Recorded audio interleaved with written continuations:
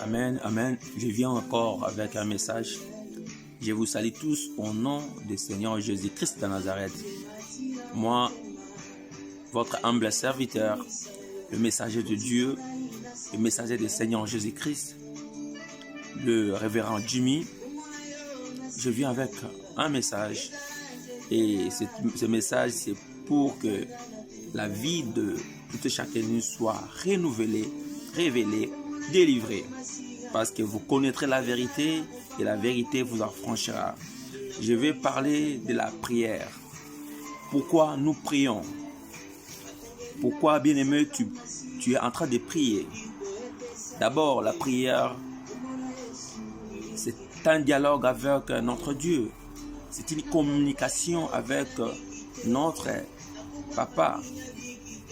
À tous ceux qui ont reçu Jésus-Christ comme Seigneur et Sauveur, ils sont des enfants de Dieu. Ils ont besoin de communiquer avec leur Père.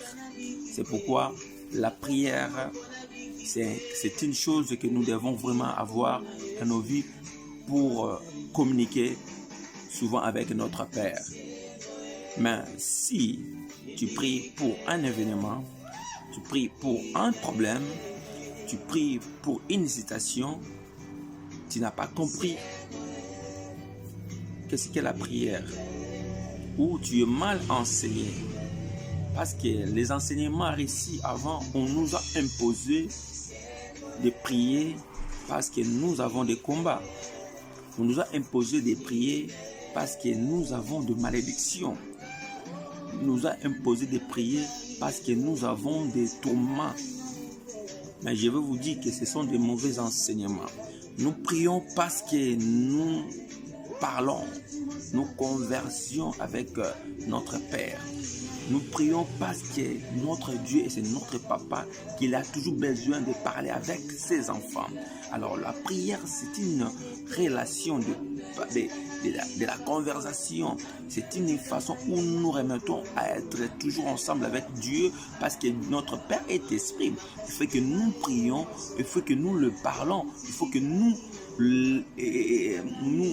nous entrons à lui par la prière. Et si nous prions, ce n'est pas parce que nous avons des démons, parce que nous avons des problèmes, parce que l'évangile transformé, l'enseignement transformé nous faire croire qu'il faut que tu viennes à l'église parce que tu as toujours des combats. Il faut que tu viennes à l'église parce que tu as des problèmes. Il faut que tu viennes prier parce qu'il y a quelque chose qui te tourmente. Ça, ce sont des enseignements qui nous rendent esclaves. Ça, ce sont des enseignements qui nous rendent captifs. Nous ne pouvons pas être captivés par ces enseignements. Si réellement Christ, Fils, vous affranchit, vous serez réellement libre. Alors, vous faites la prière en étant être les enfants de Dieu, pas pour être des esclaves, parce que vous avez intérêt à prier. Non, nous n'avons pas intérêt à prier. Nous avons à converser avec notre Père. C'est pourquoi par ces messages, je veux que quelqu'un renouvelle son esprit. Je veux que quelqu'un puisse comprendre, que cette parole puisse le délivrer. Je sais que la délivrance est dans la parole de Dieu. Mais c'est la délivrance, ce n'est pas à remettre toujours à l'église ou à prier. Oh, voyez-vous comment le cœur des certains pasteurs sont tourmentés à cause de ce confinement, à cause de cette pandémie. Mais je vous dis sincèrement, laissez les enfants de Dieu avoir une relation parfaite avec le Seigneur, à prier chaque fois, à parler chaque fois avec son Père. Vous savez, vous les parents, vous avez toujours vos enfants. Quand vos enfants commencent à parler, commencent à converser avec vous, vous savez quelle joie vous avez quand votre enfant parle avec toi. C'est comme notre Père, Seigneur Dieu, notre Seigneur Jésus-Christ. Quand tu parles avec lui, quand tu fais la conversation avec lui, il est content, il est dans la joie.